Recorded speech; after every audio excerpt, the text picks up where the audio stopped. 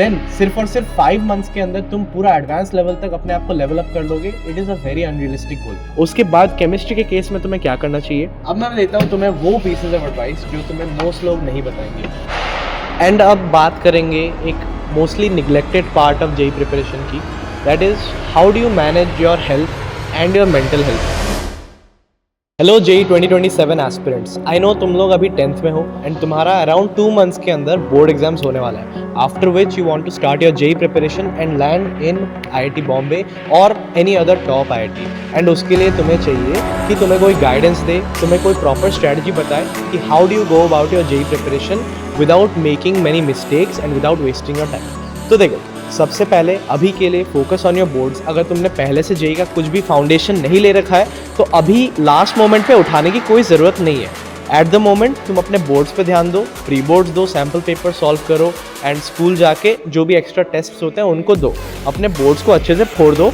After which boards के बाद usually सबसे बड़ा गलती लोग क्या करते हैं, people take a huge break after boards. वो ब्रेक तुम्हें नहीं लेना है, तुम्हें लेना है मैक्सिमम 1 हफ्ते का ब्रेक, आफ्टर विच तुम्हें एक डिसेंट लेवल पे जेई की पढ़ाई शुरू कर देनी है। मैं ये नहीं बोल रहा हूँ कि तुम्हें उसके बाद 12-13 घंटे एक साथ पढ़ने लगेंगे, बट एटलीस्ट दिन में 5 घंटे 6 घंटे तुम अगर डिवोट करना शुरू कर दोगे after 1 week after your board ends, तब जाके तुम्हारी वो हैबिट बनेगी एंड तुम जब तक 11th को एंटर करोगे तब तक तुम ऑलरेडी काफ़ी लोग के आगे जा चुके होगे। उसके बाद पढ़ाई की शुरुआत कैसे करेंगे, सबसे पहले pick a good online coaching और an offline coaching. And offline या लोकल कोचिंग को पिक करते समय सबसे बड़ा ध्यान ये रखना कि तुम्हें उसके रिव्यूज़ लेने हैं उसके पढ़े हुए सीनियर्स से जो वहाँ से पास आउट हो चुके हैं और जो वहाँ के एक्चुअल टीचर से पढ़ चुके हैं, ना कि उस कोचिंग के खुद के एडवर्टाइजिंग से या वहाँ के जो रैंक्स प्रोड्यूस हुए थे उसको देख के तुम्हें सिलेक्ट नहीं करना है, बट रैदर अगर अच्छे अच्छे रिव्यूज़ दे रखे हैं उनके सीनियर्स ने तब तुम्हें वो कोचिंग रेफ़र करना चाहिए।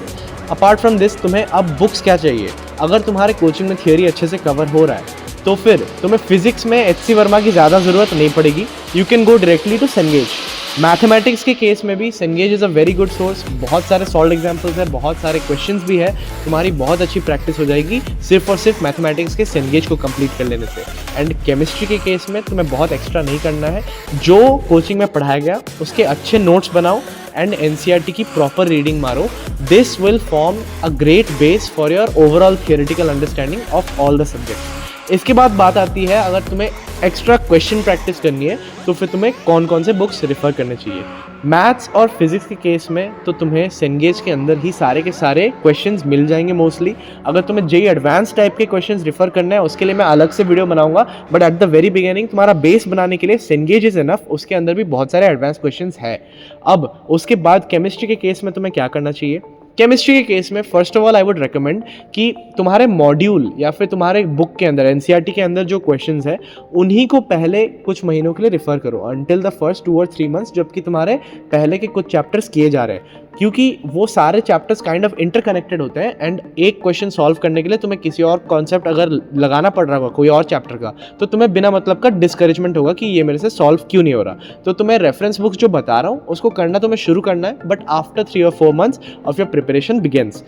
फिजिकल केमिस्ट्री में एन अवस्थी, ऑर्गेनिक केमिस्ट्री के केस में MS Chauhan. Organic chemistry mostly तुम्हारे 11th के एंड में एंड 12th के टुवर्ड्स आएगा।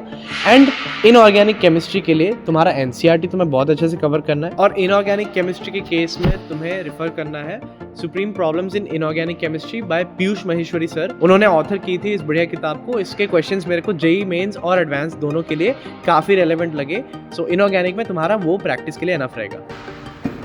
अब मैं देता हूँ तुम्हें वो पीसेज ऑफ एडवाइस जो तुम्हें मोस्ट लोग नहीं बताएंगे, but these are very crucial ताकि तुम्हारा प्रिपरेशन सबसे टॉप लेवल पे जाए एंड तुम एक्चुअली अपने टॉप लेवल आईआईटी के ड्रीम को सेटिस्फाई कर पाओ। देखो, पहली बात, JEE advanced is not an exam जिसके लिए तुम प्रिपरेशन जेई मेंस के खत्म होने के बाद करते हो। जेई मेंस होता है जनवरी में एंड फिर जो सेकंड अटेम्प्ट होता है जेई मेंस का that happens in around April, and फिर जून के फर्स्ट वीक में या मई के एंडिंग में ही एडवांस हो जाती है। ये फर्स्ट मेंस अटेम्प्ट से लेके एडवांस के अटेम्प्ट तक तुम्हें अराउंड 4 और 5 मंथ्स मिलेंगे। 5 मंथ्स में तुम अगर 2 साल लिए हो जेई मेंस का लेवल रीच करने के लिए, देन सिर्फ और सिर्फ 5 मंथ्स के अंदर तुम पूरा एडवांस लेवल तक अपने आप को लेवल अप कर लोगे। It is a very unrealistic goal. तुम्हें स्टार्टिंग से ही जेईई मेंस और एडवांस दोनों के लिए पढ़ाई करनी है। तुम कोई भी चैप्टर को अगर टैकल करते हो तो फिर सबसे पहले उसका theory along with its notes ये देखने के बाद तुम गए सॉल्व एग्जाम्पल्स पे, सॉल्व एग्जाम्पल्स के बाद तुम गए जेईई मेंस लेवल के क्वेश्चंस पे, मेंस लेवल के क्वेश्चंस के बाद तुम एडवांस लेवल के क्वेश्चंस भी करोगे एंड उसके बाद जाके तुम ओवरऑल चैप्टर के शॉर्ट नोट्स बनाओगे।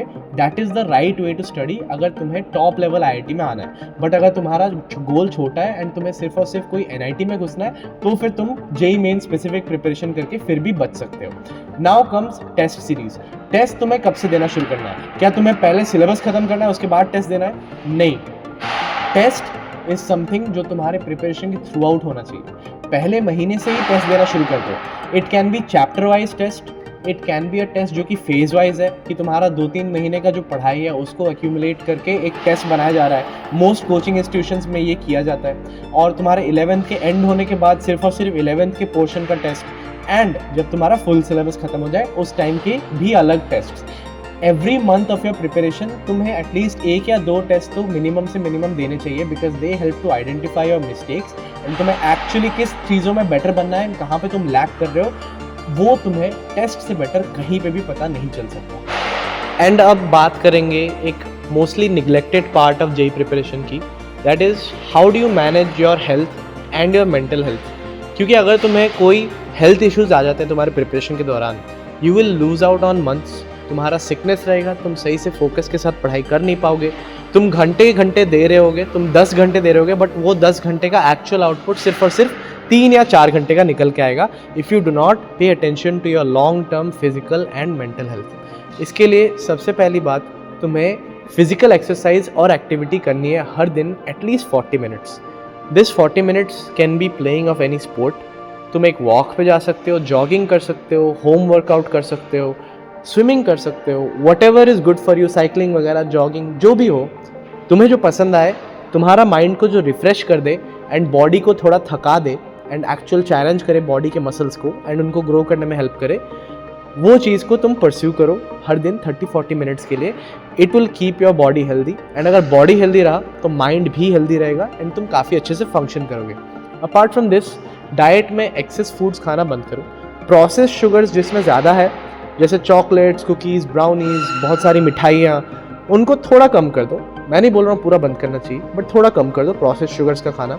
एंड रिफाइंड ऑयल्स के साथ जो कुक की जाती है या फिर बाहर का तला हुआ खाना, फास्ट फूड, जंक फूड, इन सबको खाने का क्वांटिटी थोड़ा कम कर दो। Get your diet better, get your overall physical activity better. तुम्हारा बॉडी लॉन्ग टर्म में तुम्हें काफ़ी थैंक करेगा एंड तुम्हारे जो फिजिकल या मेंटल प्रॉब्लम्स हो सकते थे due to a weak body या फिर जो भी हेल्थ प्रॉब्लम्स तुम्हें आ सकते थे, वो सारी चीज़ें इससे प्रिवेंट हो जाएगी। देन ये बात भी आती है कि तुम्हें स्लीप कैसे करना है। At least 6 hours of sleep is what I recommend for every JEE aspirant. And 6 hours से भी ज़्यादा इंपॉर्टेंट है कि तुम्हारा रेगुलर टाइमिंग हो। तुम अगर 12 बजे के आसपास 30 मिनट्स प्लस माइनस मान लो, बट 12 बजे के आसपास तुम सोने जा रहे हो एंड हर दिन 6 बजे के आसपास उठ रहे हो, that is much better than तुम किसी दिन 1 बजे सो रहे हो, किसी दिन 3 बजे सो रहे हो। भले ही तुम 7 या 8 घंटे सो लो उस तरीके से, but that will still be less effective than a person जो कि रेगुलर बेसिस पे रेगुलर टाइमिंग्स पे स्लीप करता है। So keep that in mind. तुम्हारा बॉडी तुम्हें लॉन्ग टर्म में once again energetic and happy रखेगा। It will help you a lot. Now comes the aspect of mental health. तुम्हारे पास 2 टाइप के ग्रुप्स ऑफ पीपल होने चाहिए तुम्हारे लाइफ में थ्रू आउट योर प्रिपरेशन। एक होता है तुम्हारा support system. Your support system can be your family, it can be a friend.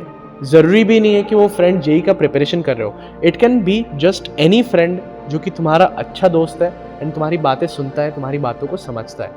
It can even be a teacher और अ मेंटर जो कि तुम्हें अंडरस्टैंड करता है एंड तुम उनको जाके अपनी प्रॉब्लम्स अगर सुनाते हो तो फिर तुम्हें थोड़ा हल्का सा लगता है and you feel better about your self. क्योंकि बहुत सारा स्ट्रेस हमारे लाइफ में बिल्डअप होते रहता है, स्पेशली ड्यूरिंग दिस टाइम जहाँ पे हमें बुरे मॉक टेस्ट स्कोर्स, उसके साथ साथ इनकम्प्लीट सिलेबस, बैकलॉग, बाकी लोग से पीछे पड़ जाने का जो डर रहता है, ये सारी चीज़ों के कारण हमारे मेंटल हेल्थ बहुत ज़्यादा मैसअप हो जाती है।